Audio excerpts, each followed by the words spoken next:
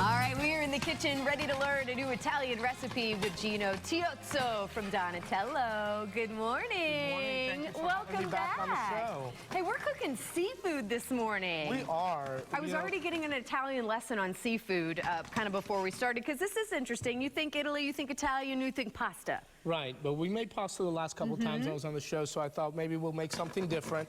And my family's originally from Venice. We eat a lot of seafood. Okay. So, and we sell a lot of seafood in the restaurant. So I thought, let's do something different. We're gonna make a ciocchino for you this morning. Say that again. Ciocchino. It's called a ciocchino. The name actually comes from Italian Americans.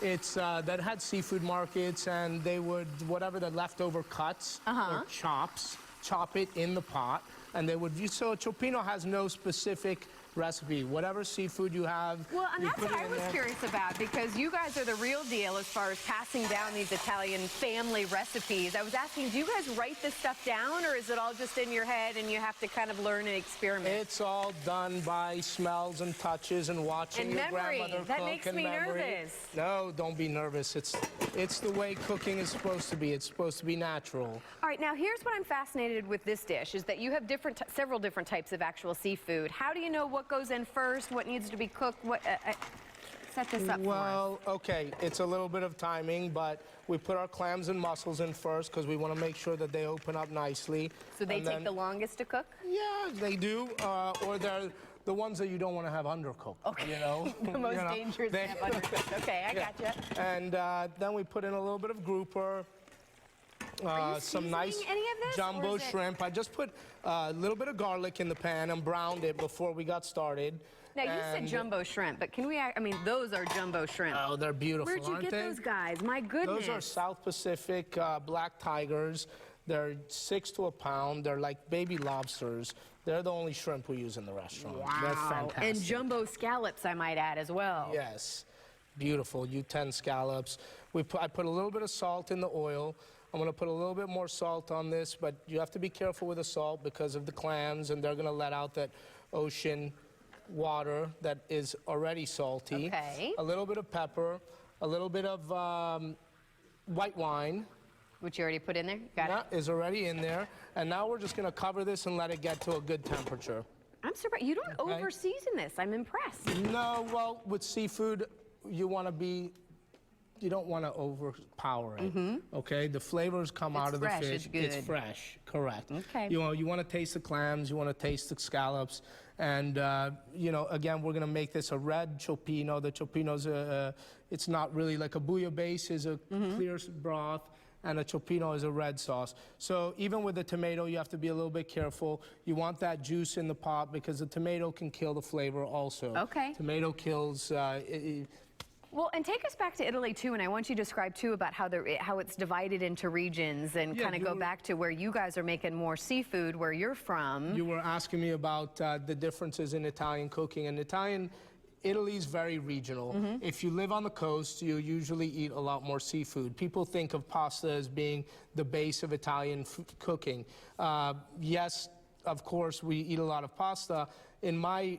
In Venice, where I grew up, we actually eat more risotto and polenta than pasta. You know, it's just, and a lot of seafood. So we do eat pasta occasionally, but pasta comes more from the interior, like Emilia-Romagna and Rome and different areas. More, of course, it's become more unified, even in the cooking. Italy well, I was asking if you can compare it to Florida, because I feel like we eat a lot of seafood here because we're surrounded by water, but you say even more so in Italy that it's more regionalized. It is, because things go back even in cooking, recipes and family cooking, household cooking goes back generations. Yeah. So even though everything's accessible everywhere now, the cooking in the home goes back to grandmothers and their mothers and so on and so forth. So we're gonna let this again. You added some calamari in there. I added a little bit of calamari at the end. They don't really take that long to cook. Okay. I only had calamari fried. I didn't know you could make it any other way. Oh, it's delicious. We make a fabulous calamari salad. Is it kind of steaming in there? How do you kind of describe what's going on in there? Okay, it's steaming in a little bit of oil, a little bit of white wine. I'm going to add a little bit more juice here. This is an ocean clam juice. Gino. Okay, so we're going to finish this dish now. I'm going to add our tomato.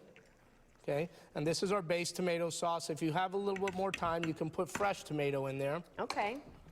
But we're using almost ready products. And then we like to put basil in ours. You can use parsley if you like. Never be scared of the herbs. Okay? Fresh herbs too, I'd Yeah, fresh herbs. And this gives the sauce a nice red flick color. Okay, and a little touch of tomato. Again, you don't want to overpower it with the tomato. Yeah, or overcook it too. So what's kind of, I mean, is this normally something that can be done in about 15 minutes or so? This to be ready will probably take another 4 or 5 minutes. Okay.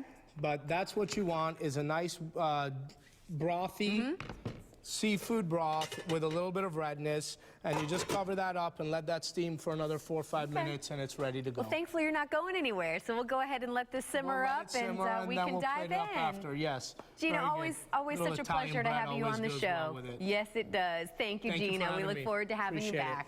Hey.